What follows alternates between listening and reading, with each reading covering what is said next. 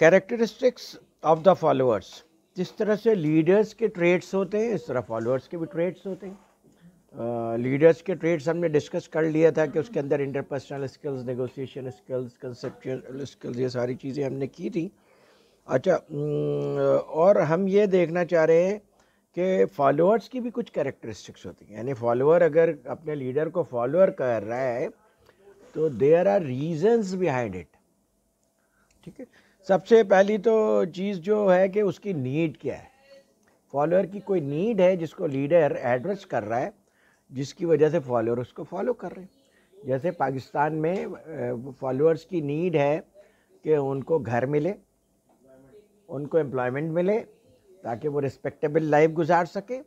تو جس political leader نے ان سے یہ پرومس کیا کہ he will provide them home and employment, تو اس کو انہوں نے ووٹ دیا. ٹھیک ہے، تو لیڈر جو ہے بیسیکلی اپنے سب آرڈینیٹس کی نیڈ کے مطابق ویژن دیتا ہے. اچھا، ہو سکتا ہے کہ کچھ لوگوں کو پاکستان میں، کیونکہ پاکستان میں 1 کروڑ گھروں کی شارٹیج ہے، تو 1 کروڑ فیملیز کو تو یہ اسٹریٹ اوے یہ اٹریکٹ کرتا ہے کہ ان کے پاس گھر آ جائے، رہنے کا گھر آ جائے. لیکن پاکستان کی پاپولیشن میں ایسے بہت سارے لوگ ہوں گے جن کے آلریڈی ان کے پاس گھر ہے، 1 گھر ہے، 2 گھر ہیں، 3 گھر ہیں، زیادہ گھر ہے، سورسز آف انکمز بھی بہت ہیں، تو ان کو یہ پرابلمز نہیں ہیں.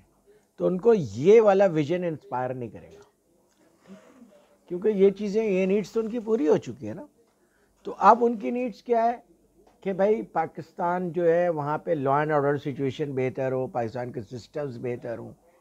تو ان کے لیے لیڈر نے نعرہ لگایا نیو پاکستان. تو یہ 2 different segments of the society کے لیے یہ نعرے ہیں. نیو پاکستان میں غریب آدمی کو کوئی اتنا خاص انٹرسٹ نہیں ہے، لیکن غریب آدمی کو یہ بات سمجھ میں آتی ہے کہ مجھے گھر مل جائے گا، مجھے امپلائمنٹ مل جائے گی، that he understands very well. لیکن جو لوگ ڈیفینس میں رہتے ہیں وہ ہمیشہ یہ باتیں کرتے ہیں ہمارے سسٹمز اچھے ہونے چاہیے، پولیس اچھے ہونا چاہیے، اسٹرکچر اچھا ہونا چاہیے، جوڈیشری میں ریفارمز آنا چاہیے، اور آگے باتیں کرتے ہیں. For them the vision was new Pakistan.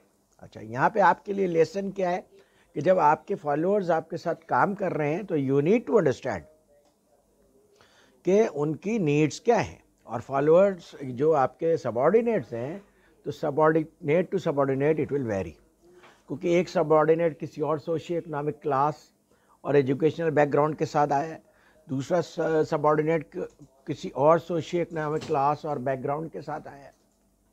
ٹھیک ہے، تو ان کی نیڈس ڈفرینٹ ہوتی ہے. تو جب ہم ماسلوز ہیرارکی پڑھیں گے، اور ماسلوز ہیرارکی آپ نے کہیں پہ اسٹڈی بھی کیا ہوگا، تو ہم دیکھیں گے کہ ڈفرینٹ لوگوں کی ڈفرینٹ طرح کی نیڈس کیسے ہوتی ہیں.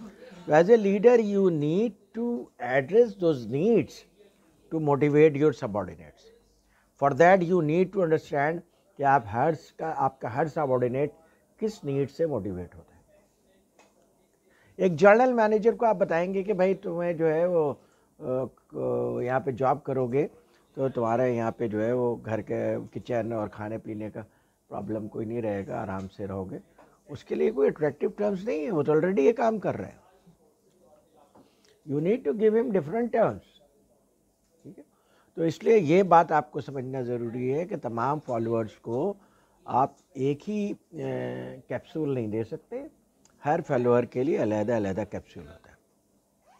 اور اگر آپ کے فالوورز ماسز میں ہیں تو پھر ایٹ لیسٹ آپ ان کے اسٹریٹا بنا دیں، یعنی ڈیوائڈ کر دیں ان کو ڈفرینٹ گروپس میں، اور ہر گروپس کی جو آئیڈینٹیفیکیشن ہے اس کے حساب سے اس کو ایک ویژن دے دیں. And there should not be too many visions, کیونکہ جب آپ بہت ساری ویژنس دیں گے تو لوگ کنفیوز ہو جائیں گے. پھر فالوورز میں کانفیڈنس اور آپٹیمزم بہت امپورٹنٹ ہے، کیونکہ آپ کے فالوورز میں جب کانفیڈنس ہوگا، کیونکہ آپ کے تو سب آرڈینیٹس کی بات کر رہے ہیں، ان کے اندر کانفیڈنس اور آپٹیمزم ہوگا تو آپ ان کو چیلنجنگ لیکچر کے لیے، چیلنجنگ اسائنمنٹس کے لیے سلیکٹ کریں گے.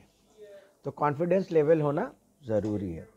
اچھا، کانفیڈنس کے سلسلے میں میں یہ بات ہمیشہ کہتا ہوں کہ کانفیڈنس کا مطلب یہ نہیں ہے کہ کوئی آدمی اوور کانفیڈنٹ ہو.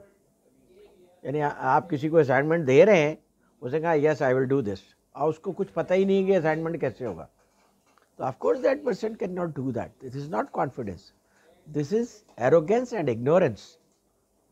تو کانفیڈینس میں آپٹیمزم بھی ہونا چاہیے اور ریئلزم بھی ہونا چاہیے, دونوں چیزیں ہونی چاہیے. اور پھر آپ کے سب آرڈینیٹس کی اسکلز اور ایکسپرٹیز کیا ہے.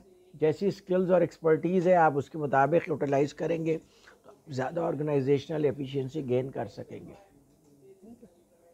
اور آپ ایسا کرتے بھی ہیں.